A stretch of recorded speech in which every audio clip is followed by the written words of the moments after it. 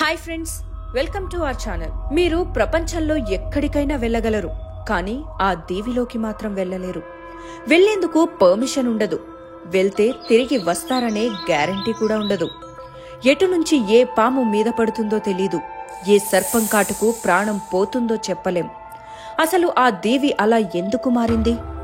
పేరుకు తగ్గట్టు అది సర్పాలతో ఎందుకు నిండిపోయింది? ఈ ప్రపంచంలో మీరు ఎన్నో పర్యాటక ప్రదేశాలకు వెళ్లి ఉంటారు. వాటిలో సముద్ర తీరాలు, దీవులు, గుళ్ళు, గోపురాలు, మిస్టరీ భవనాలు, దెయ్యాల బంగళాలు, ఇలా ఎన్నో. కానీ మీకు వెళ్లాలని ఉన్నా వెళ్లలేని దీవి ఒకటుంది. అదే స్నేక్ ఐలాండ్. ఈ సర్పాల దీవికి హైప్ ఎక్కువగానే ఉంది. దీన్ని అధికారికంగా ఇల్హా డా క్విమాడా గ్రాండే అంటారు. బ్రెజిల్ పక్కన అట్లాంటిక్ మహాసముద్రంలో ఇది ఉంది. ఇది సావో పాలో రాష్ట్రంలోని ఇటాన్హేమ్ మున్సిపాలిటీలో భాగంగా ఉంది. అంతా కలిపి 106 ఎకరాల దీవి. అక్కడికి మీరు వెళ్తే కొన్నిసార్లు ఎండగా, కొన్నిసార్లు చల్లగా, అప్పుడప్పుడు వర్షాలు పడుతూ మన దేశ వాతావరణంలాగానే ఉంటుంది.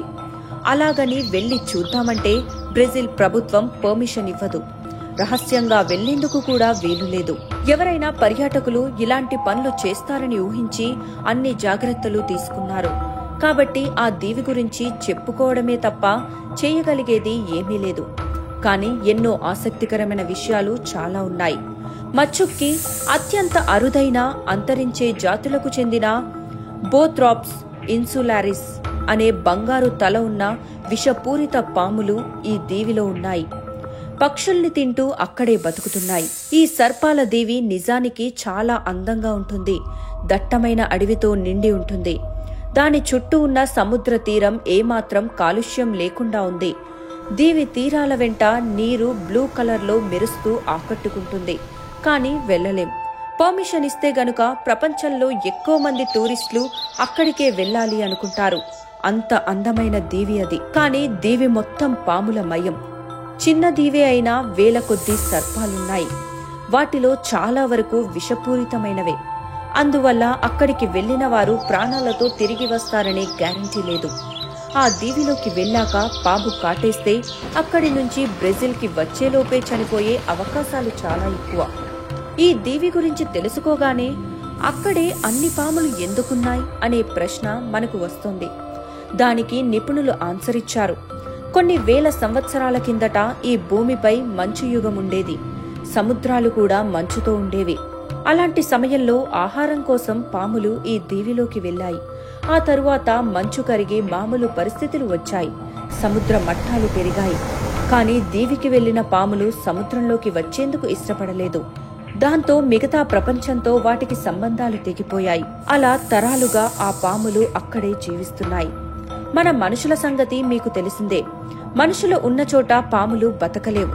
మనల్ని కాటువేస్తాయేమో అనే భయంతో మనలో కొంతమంది పాముల్ని చంపేస్తూ ఉంటారు. అందువల్ల కనీసం ఆ దీవిలోనైనా పాములకు రక్షణ ఉండాలని బ్రెజిల్ ప్రభుత్వం భావించింది.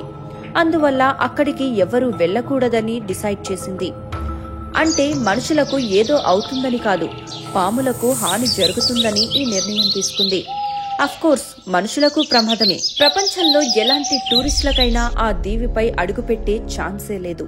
బ్రెజిల్ కి చెందిన నౌకాదళ అధికారులు కొంతమంది ఎంపిక చేసిన పరిశోధకులు మాత్రమే ఆ దీవికి వెళ్లేందుకు అనుమతి ఉందని తెలిసింది. అయితే 1909 నుంచి 1920 మధ్య కొంతమంది ఆ దీవిలో జీవించేవారు. వాళ్ళు అక్కడి లైట్ హౌస్ పనిచేసేలా చేసేవారు.